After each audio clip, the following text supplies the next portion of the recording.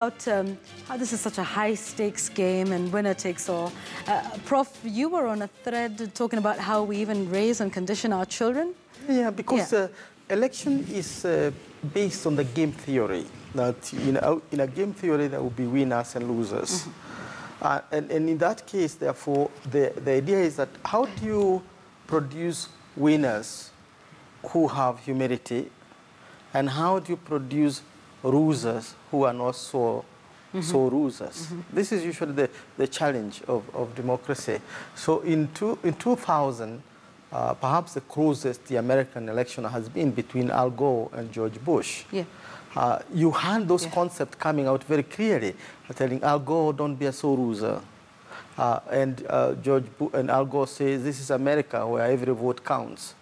And all those phrases, we had them ourselves. Now, in the case of Kenya, we had this debate when we're drafting the constitution, and over that debate about what should do we have proportional representation if we have 4 million voters voting you, and then they lose, how do we ensure that their interests are taken care of? But that is way water, that has gone past the bridge. The issue is that we have a winner-takes-all system.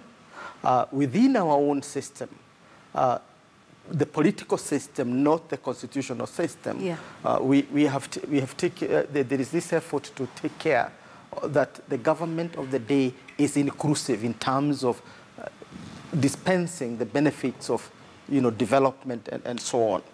Of course, that is disputed by the political class, because the political class would like to be the one nominating who works with and who doesn't work with the government. And that has been an issue. Therefore, so if you get Rachel Omamo, she might come from a certain region, but she doesn't matter because she does not get to the government through the others. So you can get two Jews, you can get anybody, but that doesn't matter because the political class has not endorsed that, and so on and so forth. So this is the issue we are having.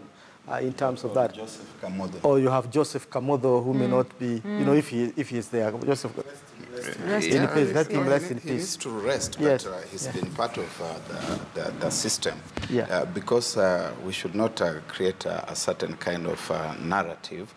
When I listen to my professor friend here, I can see that he's clearly finger pointing that because we have Tuju or Mamo, I get the drift. What he's talking about, and that's why I must also bring up other examples from elsewhere. It's not easier. If we opened up our minds, we would see other examples from other parts of the country as well.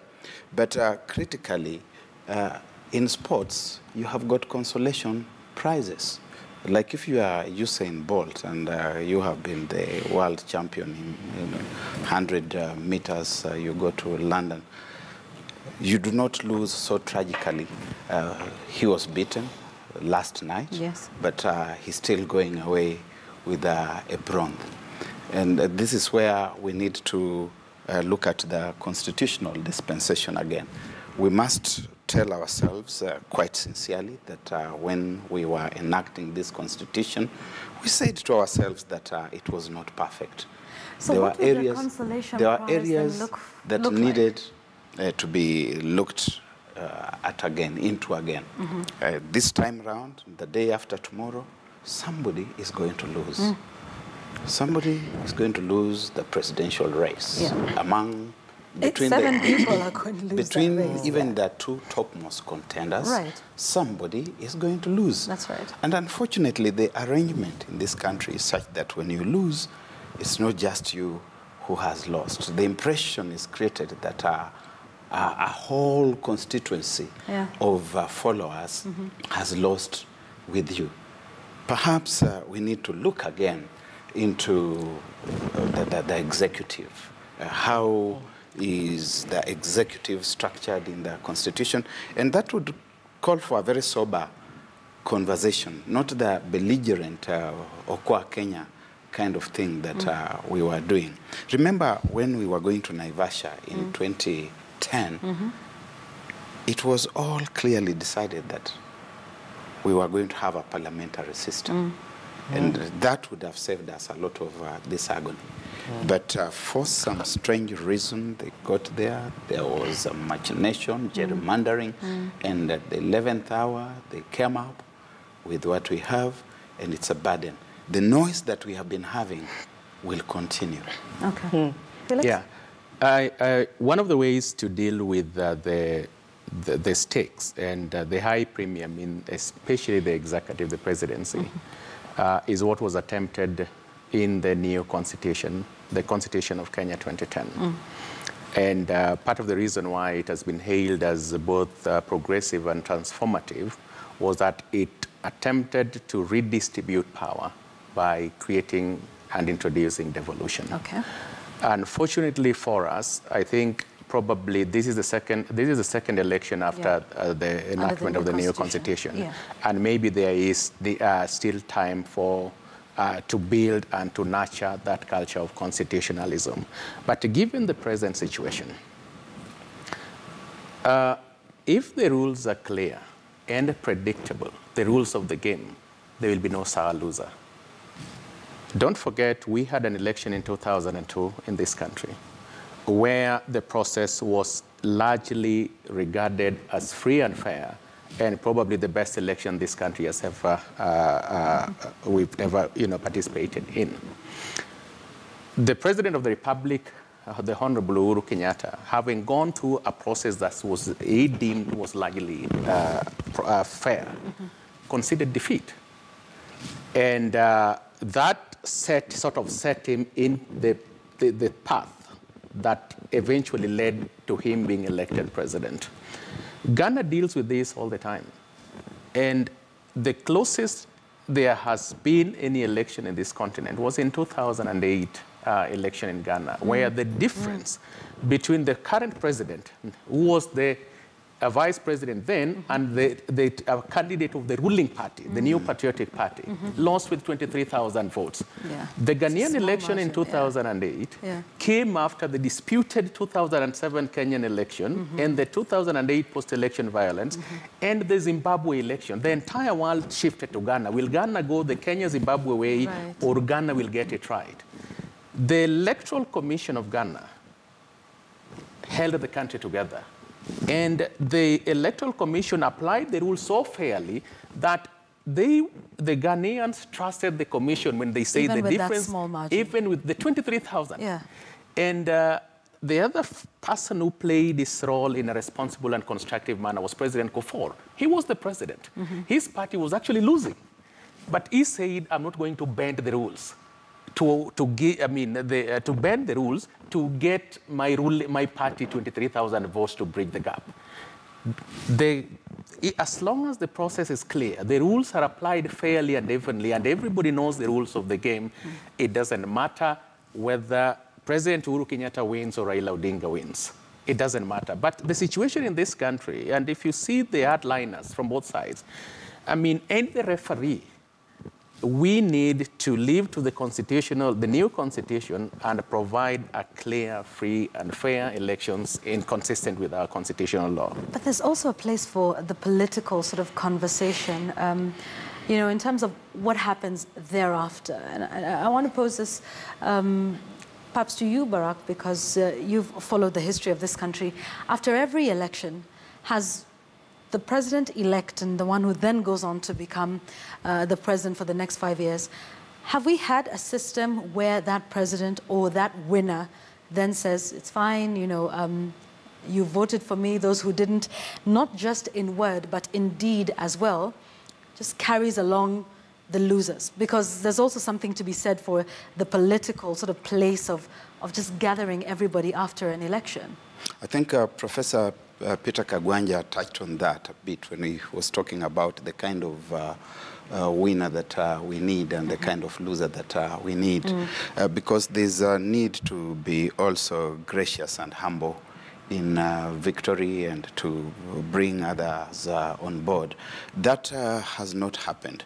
In fact, quite ironically, if I just look back and my memory serves me well, the best effort that you would see in that regard would be during the one-party days, when President Moi would try to make sure that he had everybody within ambit. And even those, whatever his reasons, whatever the motivations were, even those who lost, he would try to reach out to them and to forge some kind of alliance. Certainly, Jaramogi Oginga Odinga died at a time when President Moi was working with him towards something, and eventually we saw that whatever benefits and whatever prompting each side may have had, that there was that realignment with Raila Odinga.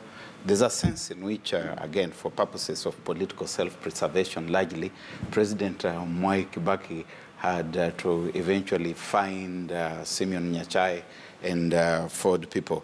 But the attitude, if you look at the way the campaign has been prosecuted, both on the part of NASA and on the part of Jubilee, it has been a question of us versus them. And it's been very antagonistic. The leaders have been very cantankerous. And when the victors are announced in another few days' time, it's likely to be a question of gloating. If it is Jubilee, it's going to be, we told them, we are going to beat them. They are useless. If it is NASA, it's going to be, again, the same kind of thing. So the context, I think you are absolutely right. The political context in which these conversations have been taking place is totally unhealthy. Isn't that the same thing that happens in these democracies that we like to compare with the US? I mean, you see some really serious things said on either side, but after that, you know, you see attempts by the winner that's elected to say, you know, for those that voted for me, for those that didn't. You can almost write the speech of the one that wins on Inauguration Day. Have we had that in this country? After 2013, after 2007, well, that was, you know, an interesting situation in the country, but take a look at 2002, and even before that in 97. But have we had that in this country? The theory of Kenyan exceptionalism, where we are people who are, you know, chest thumping and so on, I think that's not fair to the Kenyans. It's an endemic problem of democracy, because in a competition, you have just to parade your betters and do what need to be done. Therefore, the confrontational nature of electoral processes is evident in the past French election. It was a very, very tough election. You know, the Trump versus, you know, Hillary was really a bare knuckle kind of fight. And you can go on. Brexit itself was, you know, something that the British people have never seen before. It tore them right down the middle, didn't it? It tore the two parties. Now, yet Macron reached out to... No, let's finish then. During the competition, during the electioneering, you do not expect some softness in it. That's one. But immediately after the election, when we have a declared winner, there are two processes that you see in the US. Down the years from I think the early 20th century, the Americans embraced the doctrine of, you know, peaceful transfer of power. And whoever is declared by the body, whether you have a dispute or you don't have a dispute, you commit yourself to the principle of peaceful transfer of power. What that means is that you can go to court, you can do anything within the legal premises, but then what you do is you follow the system the way it was, and that's what called Al Gore. And for the first time they had issues. In this country, I think we have taken that, you know, the section of our class think that if the laws are not working, if the judiciary is not working, if the electoral commission is not good in my own way, I can appeal to the people. So there's a kind of a negative populism that you begin to find here, which edges very, very close to a revolutionary language, that you can always change the system, even after the election, by way of that. And that was given credence by the 2007-2008 election, that if you go to the streets, you have the dividends. But what about the role of the one that wins? That's what I would want to end. Let's first focus on the losers. The losers think that you can still be included in the system if you blow so much dust into the air. But then the winners need, of course, to have magnanimity in their own speeches. They need to reach out, and we need to see that not what the Constitution says, but the dramatization of that goodwill, the dramatization of the harmony and togetherness. Look at the swearing-in ceremony in on April 9, 2013. Instead of the losers coming to the stadium to witness the swearing-in of the president who is going to be with them for the next 5 years. They boarded planes to foreign countries and only came after the swearing-in. This is the kind of attitude we need to deal away with. It is true. Yeah, you know, when I listen to Professor Kagwanja, yeah, but this history. I see both the professor and the activist. No. So, gentlemen, on that note, let's take a quick break. We'll come back and talk about activism and